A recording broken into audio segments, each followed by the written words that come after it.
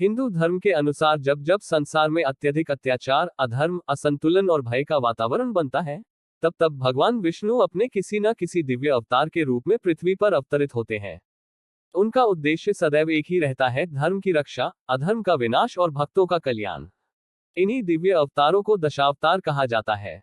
प्रत्येक अवतार का अपना उद्देश्य, काल, परिस्थितियां और महत्व है। नीचे भगवान विष्णु के सभी 10 अवतारों के जन्म का कारण, उनका कार्य और उनकी लीला का विस्तारपूर्ण व रोचक वर्णन प्रस्तुत है। योजक चिन्ह, योजक चिन्ह, योजक चिन्ह। 1. मत्स्य अवतार, वेदों की रक्षा के लिए। सृष्टि के प्रारंभिक युग में दैत्य हयग्रीव ने तपस्या से शक्ति प्राप्त कर वेदों की चोरी कर ली। वेद ब्रह्मांड का ज्ञान थे। वेदों के बिना सृष्टि अंधकार में डूबने लगी। इसी समय सतयुग में राजा सत्यव्रत नदी में एक छोटी मछली को बचाते हैं। धीरे धीरे वह मछली विशाल रूप धारण करती है। राजा चकित हो जाते हैं। तब भगवान विष्णु कहते हैं, मैं मत्स्य रूप में आया हूं। समय आने पर प्रलय होगी। तुम एक नौक बनाना, उसमें सभी जीवों के बीज, 7 ऋषि और आवश्यक वस्तुएं रखना। प्रलय के समय भगवान मत्स्य नौक को ले जाते हैं और वेदों को पुनः दैत्यों से वापस लाकर सृष्टि को पुनः व्यवस्थित करते हैं। यह अवतार ज्ञान की रक्षा का प्रतीक है। योजक चिन्ह, योजक चिन्ह, योजक चिन्ह। 2. कूर्म अवतार, मंदार पर्वत को आधार देने के लिए। देवताओं और दानवों ने अमृत प्राप्ति के लिए समुद्र मंथन का निश्चय किया, परंतु जब वह मंदार पर्वत को मथनी बनाकर समुद्र में डुबोते तो पर्वत बार बार डूब जाता। तब भगवान विष्णु ने कछुए कूर्म का रूप धारण कर समुद्र के तल में अपनी विशाल पीठ पर पर्वत को थाम लिया। उनकी स्थिरता से समुद्र मंथन सफल हुआ और अमृत, लक्ष्मी, धन्वंतरी सहित कई रत्न प्रकट हुए। यह अवतार धैर्य, स्थिरता और सहयोग का संदेश देता है। योजक चिन्ह, योजक चिन्ह, योजक चिन्ह। 3. वराह अवतार, पृथ्वी को बचाने के लिए। सतयुग में हिरण्याक्ष नामक दैत्य ने अपनी शक्ति से पृथ्वी को समुद्र की गहराई में डुबो दिया। यह ब्रह्मांड का संतुलन बिगाड़ने वाला कार्य था। तब भगवान विष्णु ने वराह विशाल सुअर का रूप धारण कर समुद्र में प्रवेश किया। उन्होंने दैत्य हिरण्याक्ष से भीषण युद्ध किया, उसे परास्त किया और पृथ्वी को अपनी दांतों पर उठाकर वापस कक्षा स्थान पर स्थापित कर दिया। यह अवतार संरक्षण और संतुलन की पुनर्स्थापना का प्रतीक है। योजक चिन्ह, योजक चिन्ह, योजक चिन्ह। 4. नरसिंह अवतार, भक्त प्रहलाद की रक्षा के लिए।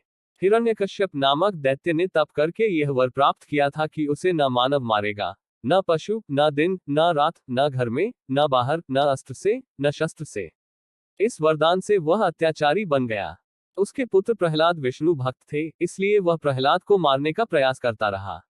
अंत में भगवान विष्णु आधा मानव, आधा सिंह के रूप में स्तंभ से प्रकट हुए।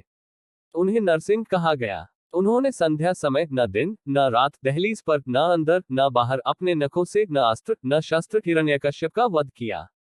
यह अवतार भक्ति की शक्ति और अहंकार के विनाश का संदेश देता है। योजक चिन्ह, योजक चिन्ह, योजक चिन्ह। 5. वामन अवतार, बलि को विनम्रता का पाठ।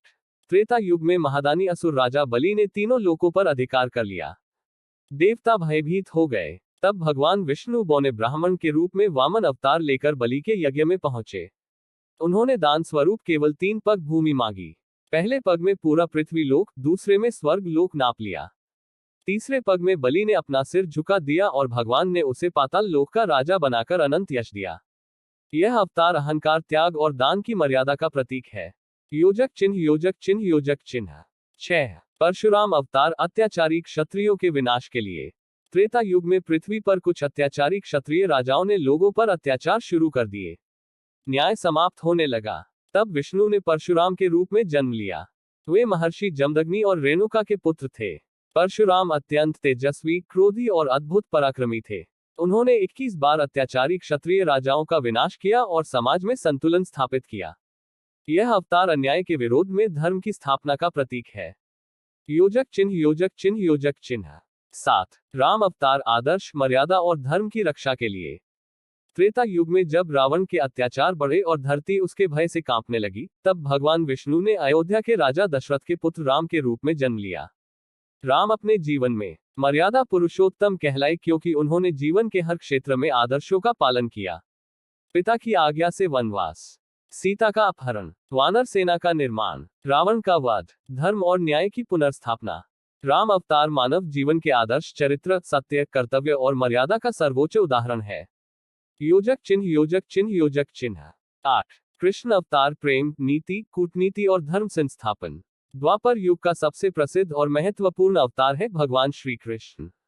कंस के अत्याचार और कुरुक्षेत्र के युद्ध से पहले के अन्याय को मिटाने के लिए भगवान विष्णु ने कृष्ण रूप में जन्म लिया। उनकी लीलाओं में कंस का वध, गोवर्धन धारण, गीता का उपदेश, महाभारत का मार्गदर्शन, दुराचारियों का नाश, कृष्ण अवतार प्रेम, कूटनीति, राजनीति, धर्म की स्थापना और जीवन के गहरे सत्य का प्रतीक है। योजक चिन्ह, योजक चिन्ह, योजक चिन्ह 9। बुद्ध अवतार, हिंसा, त्याग और करुणा का संदेश। कलियुग के प्रारंभ में लोगों ने वेदों को गलत ढंग से समझकर यज्ञों में हिंसा बढ़ा दी थी। पशुओं की बलि और क्रूरता बढ़ने लगी थी। तब भगवान विष्णु ने गौतम बुद्ध के रूप में जन्म लेकर लोगों को अहिंसा, करुणा, संयम और ज्ञान का मार्ग दिखाया। बुद्ध अवतार मानवता के लिए एक दिव्य संदेश लेकर आया। जीव मात्र पर दया करो, यही सच्चा धर्म है।